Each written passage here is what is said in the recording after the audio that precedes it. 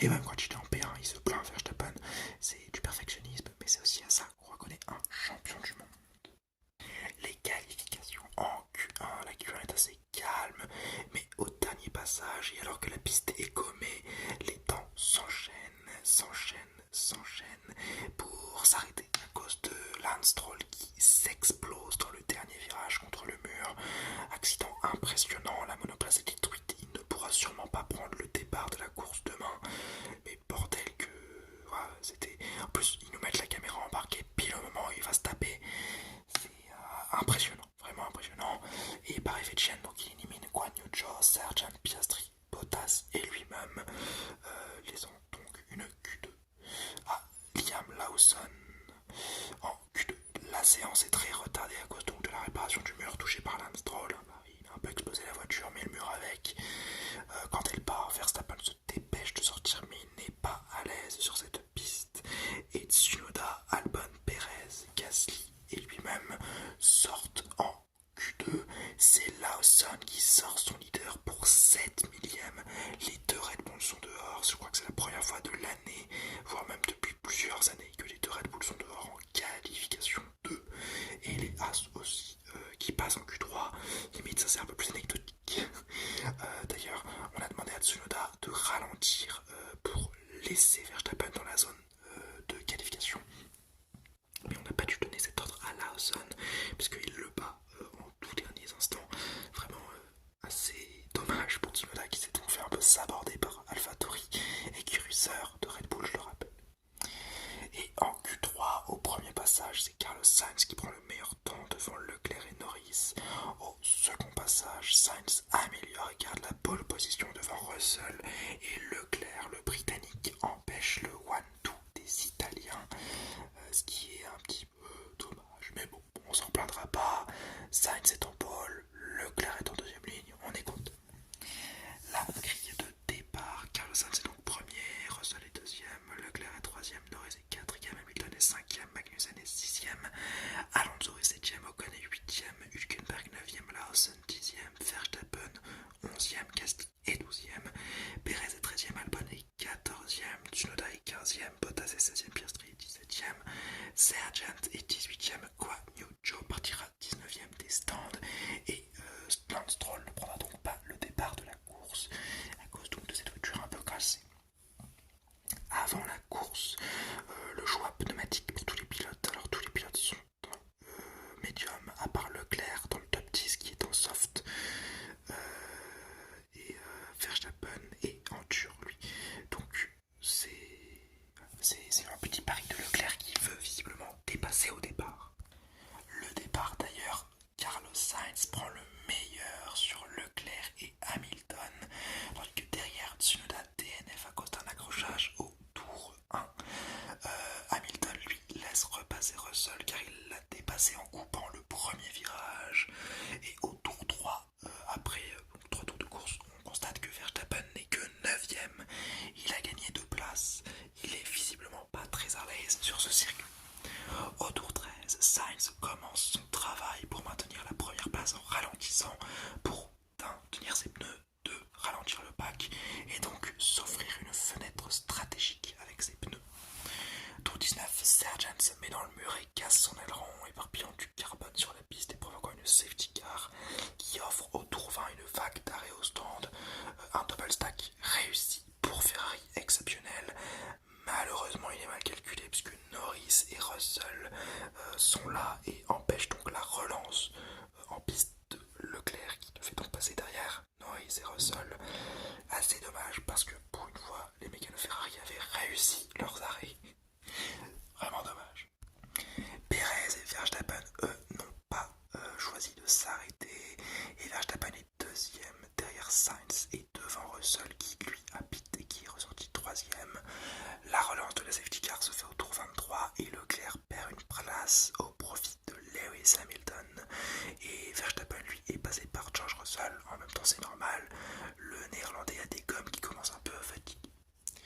Tour 28, les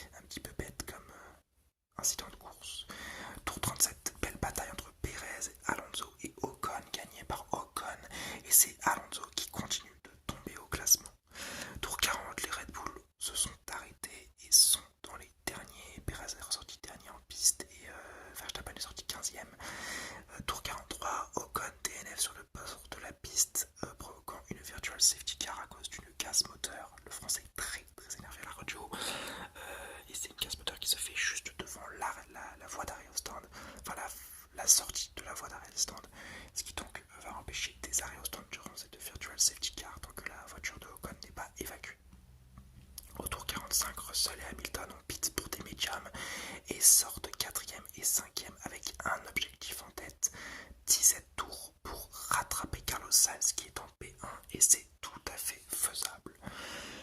Tour 35, Russell a déjà rattrapé, 53, pardon, tour 53, Russell a déjà rattrapé Leclerc qui est troisième et il le passe très rapidement comme Hamilton au tour 54.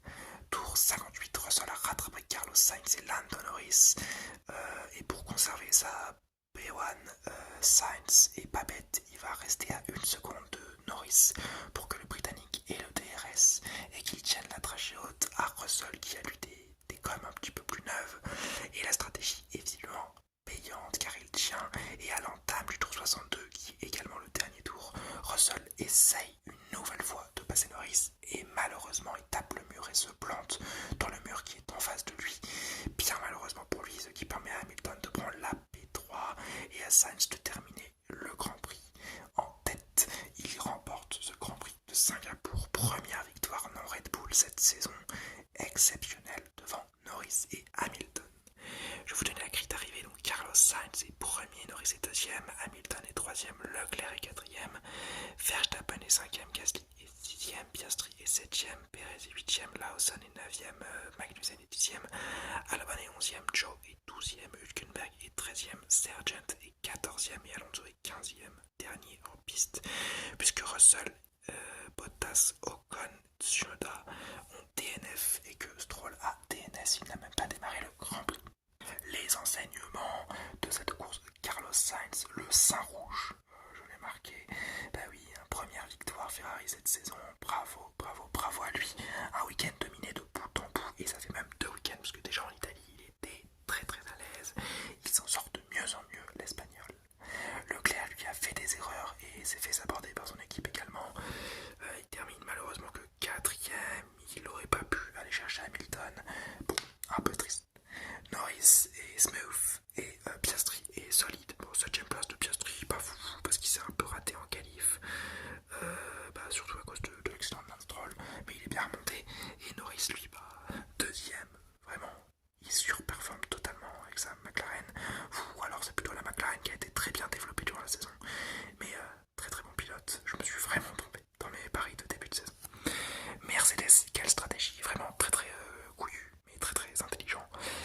Malheureusement caché par Russell qui, petite erreur à la fin, qui coûte cher, cette erreur elle coûte une deuxième place, voire même une première place s'il avait réussi à passer les deux d'un coup.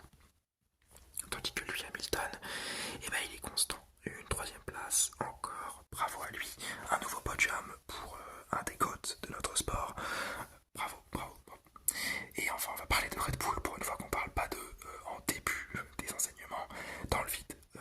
Vraiment, le vide. Verstappen 5ème, Perez, n'en parlons pas, il n'a pas été fou durant ce Grand Prix. Donc vraiment, c'est spécial de voir Red Bull être aussi peu bon. Mais bon, ça arrive de temps en temps, je pense que ce sera le seul Grand Prix de la saison où ça arrivera, parce que je pense qu'au Japon, de toute façon vous allez l'écouter dans la vidéo juste après, mais ça va aller très vite. Donc bon, un petit passage à vide. Alonso dans le mal aussi, déjà Lance Stroll qui voit un peu tout, qui fait baisser le budget de développement, et Alonso qui termine 15ème. Impressionnant à quel point la Aston Martin n'était pas dans le coup ce week-end, et même Alonso n'est pas dans le coup non plus. Et pour terminer avec les écuries, on va parler de Haas. Haas, le feu de paille, comme je l'ai marqué, Magnussen 6ème et Hülkenberg 9ème en qualification. Tout ça pour terminer, donc 10ème pour Magnussen, donc c'est 1 point, mais c'est pas énorme du tout. Et Hülkenberg 13ème. Bon, ils auraient, à mon avis, pu mieux tenir cette double entrée dans les points. Après, ils ont peut-être pas la voiture pour aussi, c'est normal. Et enfin, donc, on va pouvoir parler de Singapour, donc un week-end que j'ai trouvé génial. Sans les Red Bull cette année, c'est ça chaque week-end. Vraiment, s'il n'y a pas les Red Bull, c'est un Grand Prix avec une Ferrari, une McLaren, une Mercedes, peut-être même une Alpine qui vient se jouer vraiment. C'est sans les Red Bull cette année, cette saison elle est magnifique. Et vraiment, c'est le seul Grand Prix pour l'instant où Red Bull n'a pas gagné.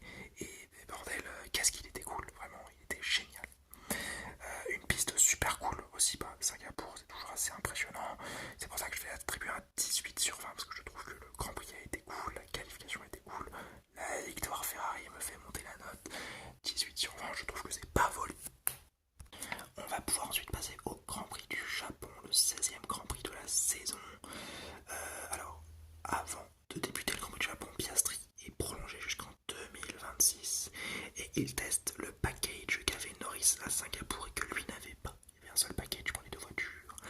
Aston Martin prolonge Tsunoda et Ricciardo. Dommage pour Lawson qui, je trouve, commence à faire une bonne pige. Je ne l'ai pas dit dans le Grand Prix de Singapour, mais il a marqué des points, donc vraiment pas mal. Et enfin, dernier petit truc avant le Grand Prix du Japon, Vettel, l'abeille. Oui, il nous a fait le virage de l'abeille avec tous les pilotes. Vettel toujours rassembleur, enfin il rassemble toujours autant les pilotes, même s'il est même plus sur la grille. Vraiment, qu'est-ce qu'on l'aime ce Sébastien.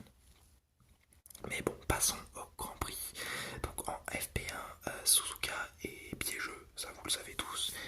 Et plusieurs pilotes vont être piégés dans les bacs à gravier ou dans les sorties de piste. Et Verstappen va être le plus rapide durant cette FP1, qui est aussi sous le signe du test prototype des pneus Pirelli. En FP2, Verstappen est encore le plus rapide, vraiment. Il a cœur de se reprendre après Singapour devant les Ferrari.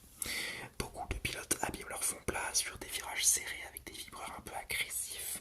Et Gasly va même terminer la session dans un bac à gravier et dans le mur, ce qui va provoquer un red flag. Et il va même casser son pneu avant gauche et la suspension de son pneu avant gauche. Donc vraiment, faut pas oublier que Suzuka est très vieux. En FP3, Verstappen va beaucoup mieux, encore une P1, et les meilleurs se donnent avant les qualifs, à l'image de Norris qui manque de se ramasser dans les graviers lui aussi, mais il reprend bien la voiture. Les qualifications. En Q1, Sargent se sort et détruit sa monoplace, ça sent mauvais pour sa place en Formule 1 pour l'an prochain, parce que vraiment ça commence à faire beaucoup de voitures cassées. Et à la fin de cette session, Sargent, Joe, Hülkenberg, Stroll et Bottas sortent de la Q1. En Q2, la session est plus calme et à la fin, c'est Magnussen, Ocon, Albon, Gasly et Lawson qui sont éliminés. Deux Alpine éliminés, c'est vraiment bof bof. Et en Q3, Verstappen claque une pole dès le premier passage en 1:29.012. C'est un temps de pole position, c'est pas un temps de pole provisoire. Et au second tour, il se fait un peu chier, donc il améliore, voilà, pour bien rappeler que c'est lui le meilleur et qui va être champion du monde. Au final, c'est une bataille pour la P2 qu'on regarde, et c'est Piastri qui va la gagner devant Norris, Leclerc, Perez, Sainz, Hamilton, Russell, Tsunoda, Alonso, Lawson, Gasly, Albon, Ocon, Magnussen, Bottas, Stroll, Hülkenberg, Guan Yu Zhou et Sargent qui d'ailleurs partira des pits pour la grille de départ du lendemain. Il a un peu défoncé sa voiture, c'est compréhensible. La course. Bon départ de Norris qui passe Piastri en mettant la pression sur Verstappen, mais le néerlandais reste en tête alors que Tsunoda et Lawson se battent bien derrière. À la fin du tour 1, la safety car est déployée à cause de débris sur la piste provoqués et mis à cause de Bottas, Joe et Albon. Pour revenir au départ, Hamilton a été poussé par Perez 2 fois, permettant à Alonso de s'infiltrer, de passer. Et quand on reprend la course au tour 3, Perez pit pour changer les gommes et l'aileron avant, ressortant avant-dernier. Au tour 5, la safety car s'est effacée et Verstappen relance bien, se permettant d'avoir un petit écart avec Norris. Derrière, Alonso met la pression sur Sainz, tandis que Bottas va dans les graviers. Il est un peu envoyé par Sargent dans les graviers, il va pas de son plein gré.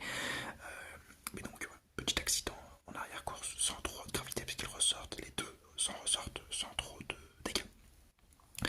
Russell, lui, passe Hamilton dans la dernière chicane de ce tour 3, de ce tour 5, pardon, et il est repassé juste après par un Hamilton revanchard.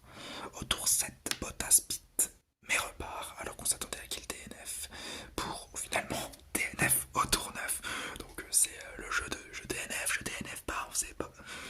La vague d'arrêt au stand pour des softs commence au tour 11. Perez envoie Magnussen spin au tour 12. C'est assez lamentable avec une telle voiture et surtout d'une telle manière. Il plonge bêtement sur un pilote As qui ne joue pas grand chose et qui ne le mettait pas en danger. C'est vraiment bête de la part de Perez. Tour 14, Virtual Safety Car permettant à Piastri de pit. La Virtual Safety Car s'efface assez vite d'ailleurs. Tour 15, DNF de Perez dans les stands. Tour 16, bataille entre les deux Mercedes alors que Verstappen pit et ressort 5ème et que Hamilton, lui, lors de son arrêt au stand, il ressort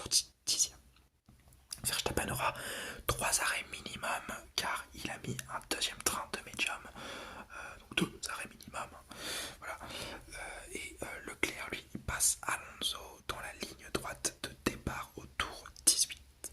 Tour 20, Sainz passe Alonso à son tour et tour 22, c'est Hamilton qui s'en charge, mais cette fois-ci dans le 130 Hz, très très beau dépassement de Hamilton, alors que Stroll DNF, suivi par Sargent quelques minutes après.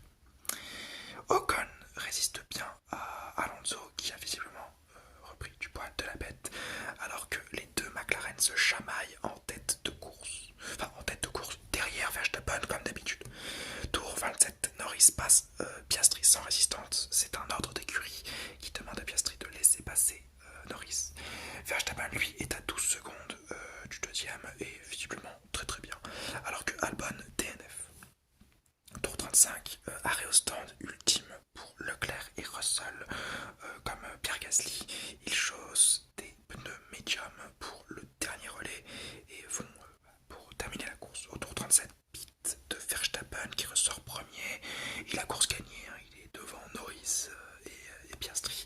Norris qui passe d'ailleurs Russell pour la deuxième place virtuelle, obtenue quand Carlos Sainz pit et ressort 7ème. Pérez, lui, est renvoyé en piste. Et oui, hein, si vous vous en souvenez bien, c'était il n'y a même pas 2 minutes, au tour 15, il était sorti, enfin il était rentré au stand pour DNF. Et bah là, il est renvoyé en piste pour tester la voiture pour le tour du tour 40 au tour 42.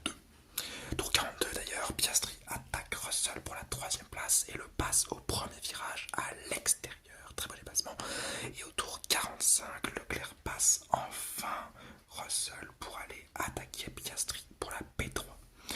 Tour 48, Russell est sous pression de Hamilton et de Sainz et un tour après, il écoute la consigne d'écurie de laisser passer Hamilton pour bloquer Carlos Sainz. Malheureusement, au tour 50, ça devient inutile puisque Carlos Sainz le passe et s'attaque maintenant à Hamilton pour voir au tour 53 Verstappen remporter le Grand Prix du Japon devant Norris et Piastri.